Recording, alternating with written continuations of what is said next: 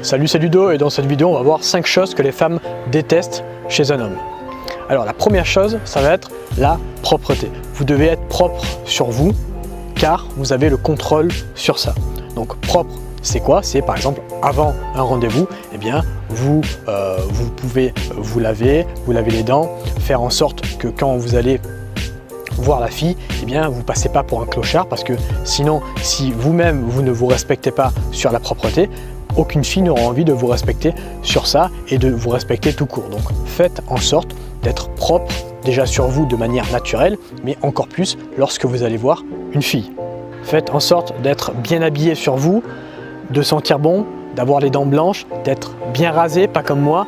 Toutes ces choses qui vont faire que petit à petit, enfin toutes ces choses accumulées, je veux dire, va faire en sorte que eh bien, vous allez être propre et vous allez donner une bonne impression à la fille. Ça va être beaucoup plus important d'être propre et moins musclé si on peut dire ça comme ça, parce que beaucoup de mecs pensent que les filles vont chercher 100% le physique. Alors le physique compte, mais si eh bien, tout simplement vous êtes musclé mais que vous êtes sale, c'est-à-dire que vous sentez mauvais, vous avez les dents jaunes, eh bien ça va être tout simplement contre-productif. Donc il vaut mieux être propre sur soi et moins musclé que l'inverse. La deuxième chose qu'une femme déteste chez un homme, ça va être les réactions émotionnelles négatives. Lorsqu'une fille, par exemple, va vous tester et que vous allez réagir émotionnellement négativement à ces tests, eh bien tout simplement vous allez perdre des points. Les femmes adorent les mecs qui réagissent bien et enfin qui réagissent pas du tout lorsque la fille les teste.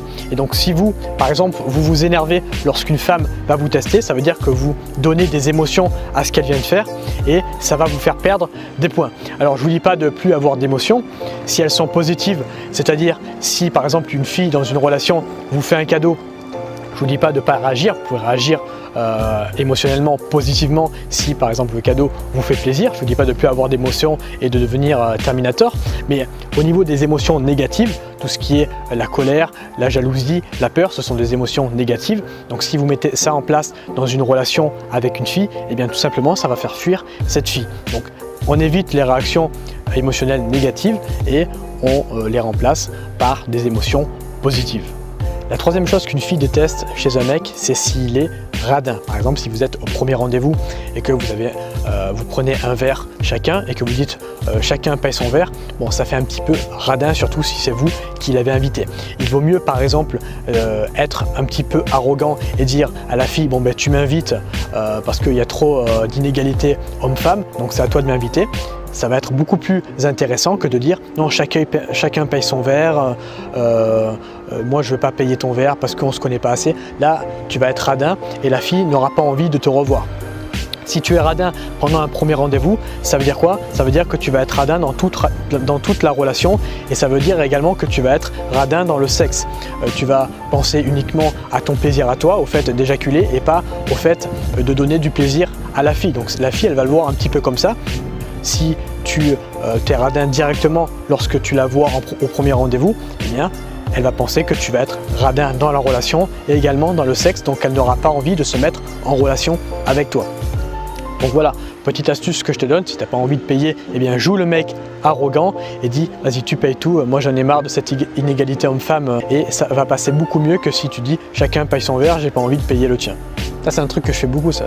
Vas-y paye-moi mon verre, rien à foutre. La quatrième chose qu'une femme ne va pas trop aimer chez un homme, ça va être si tu es trop généreux dès le départ. Donc là, c'est un petit peu l'inverse de la troisième chose qui est d'être radin. Si tu es trop généreux et que tu offres trop de choses eh bien, dès le départ alors que tu ne connais pas la fille, ça va la repousser. Pourquoi? Parce que tu vas être un peu trop acquis et acquis, c'est pas challengeant, c'est pas sexy aux yeux de la fille. Si par exemple, tu n'as pas encore couché avec elle et qu'elle te demande de l'aider à déménager, tu vois, ça va. Je vois beaucoup de mecs qui s'investissent beaucoup trop et qui donnent beaucoup trop à la fille alors qu'ils n'ont même pas couché avec elle ou ils ne sont même pas en relation avec elle. Ça va faire l'effet inverse et les filles vont vous tester entre guillemets sur ça et vont voir vos limites, jusqu'où vous êtes capable d'aller alors que vous n'êtes même pas rentré dans une relation. Donc faites en sorte de trouver un juste milieu entre le mec trop radin et le mec trop généreux, parce que dans l'un des cas, trop radin, ça ne va pas l'attirer, et dans l'autre cas, ça ne va pas l'attirer non plus. Donc trouvez un juste milieu ici pour justement rééquilibrer la balance et être ni radin ni trop généreux dans le début de la relation. La cinquième chose qu'une fille déteste, ça va être ton manque de personnalité.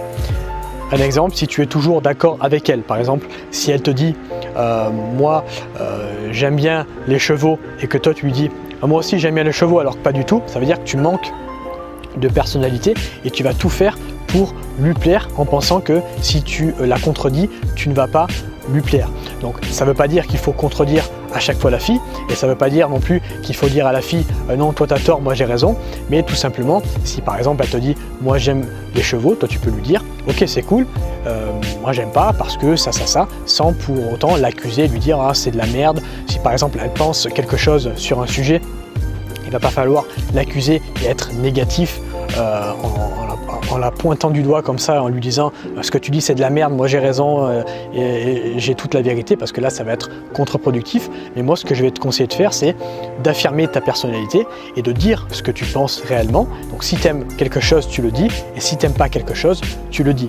Si tu manques de personnalité, ça va être un petit peu le mec qui ne sait pas trop où il va dans sa vie, et aucune femme n'est attirée par un mec qui ne sait pas trop où il va dans sa vie.